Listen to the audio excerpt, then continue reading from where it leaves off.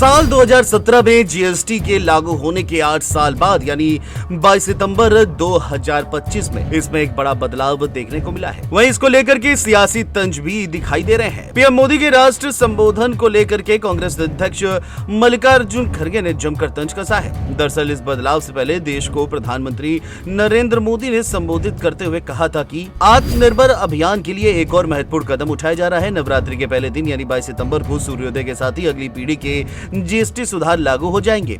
इसके साथ ही देश में बचत उत्सव शुरू होने जा रहा है। लोगों की बचत बढ़ेगी और वे अपनी पसंद की चीजें ज्यादा आसानी से खरीद सकेंगे। देश के गरीब मध्यम वर्ग, नए मध्यम वर्ग, युवा, किसान, महिलाएं, दुकानदार, व्यापारी, उद्यमी सभी को इस बचत उत्सव का फायदा होगा। इस सुधार से भारत की विकास कहानी आगे बढ़ेगी, कारोबार और आसान हो जाएगा, निवेश और आकर्षक होंगे और हर राज्य को विकास की दौड़ में बराबरी का साथी बनने का मौका मिलेगा। वहीं दूसरी ओर पीएम मोदी ने जीएसटी के पहले समय का उदाहरण देते हुए कहा कि तब देश की जनता, व्यापारी, उद्यम सभी अलग अलग टैक्स के जाल में उलझे हुए थे। टैक्स और टोल के जंजाल की वजह से हालात खराब थे। वहीं उन्होंने आगे क्या कुछ कहा, सुनिए। साथियों, रिफॉर्म एक अनवरत चलने वाली प्रक्रिया होती है।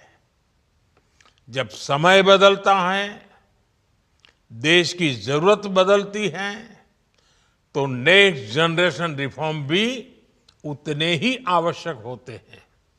इसलिए देश की वर्तमान जरूरतों और भविष्य के सपनों को देखते हुए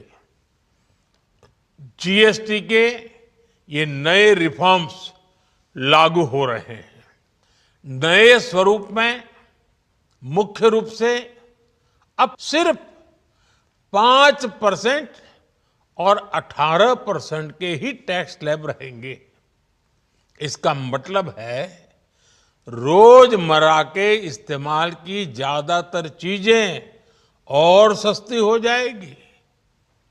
खाने पीने का सामान, दवाइयाँ, साबुन, ब्रश, पेस्ट, स्वास्थ्य और जीवन बीमा, ऐसे अनेकों सामान, अनेकों सेवाएं या तो टैक्स फ्री होगी या फिर केवल 5% टैक्स देना होगा।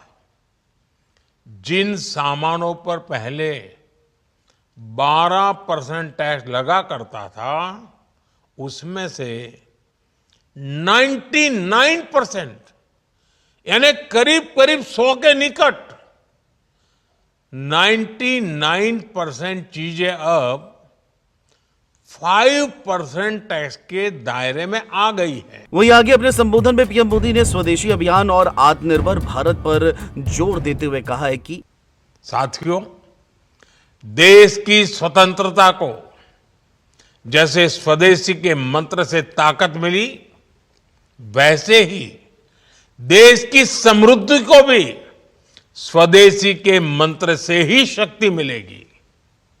आज जाने अनजाने हमारी रोजमर्रा की जिंदगी में बहुत सी विदेशी चीजें जुड़ गई है, हमें पता तक नहीं है।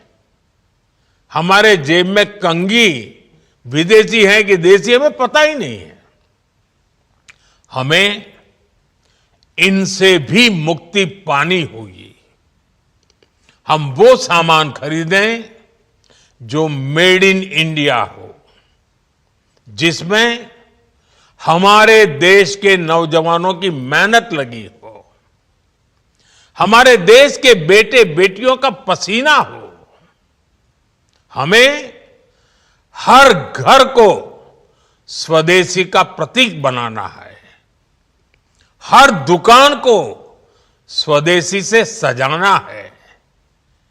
गर्व से कहो ये स्वदेशी है, गर्व से कहो मैं स्वदेशी खरीदता हूं। वहीं जीएसटी स्लैब में बदलाव को लेकर के सियासत भी खूब हो रही है। इसी को लेकर कांग्रेस ने जीएसटी सुधारों के लागू होने से पहले पीएम मोदी के राष्ट्र के नाम संबोधन पर अपना तीखा प्रहार करते हुए कहा कि 8 साल में 55 लाख करोड़ रुपए वसूलने का घाव देने के बाद सुधारों का ये कदम उठाया गया है। पीएम के संबोधन के बाद मल्लिकार्जुन खड़गे ने सोशल मीडिया प्लेटफॉर्म एक्स पर पोस्ट में कहा कि नरेंद्र मोदी आपकी सरकार ने कांग्रेस के सरल और कुशल जीएसटी के बजाय अलग अलग 9 स्लैब से वसूली कर गब्बर सिंह टैक्स लगाया और 8 साल में 55 लाख करोड़ रुपए से ज्यादा वसूले। अब आप 2.5 लाख करोड़ रुपए के बचत उत्सव की बात करके जनता को गहरे घाव देने के बाद मामूली बैंडेड लगाने की बात कर रहे हैं। जनता कभी नहीं भूलेगी कि आपने उनके दाल चावल अनाज पेंसिल किताबें इलाज किसानों के ट्रैक्टर सबसे जीएसटी वसूला था। आपकी सरकार को तो जनता से माफी मांगनी चाहिए। वहीं कांग्रेस नेता जयराम रमेश ने भी पीएम के संबोधन के बाद बयान जारी कर कहा कि कांग्रेस लंबे समय से ये तर्क देती आई है कि जीएसटी वास्तव में ग्रोथ सप्रेसिंग टैक्स है।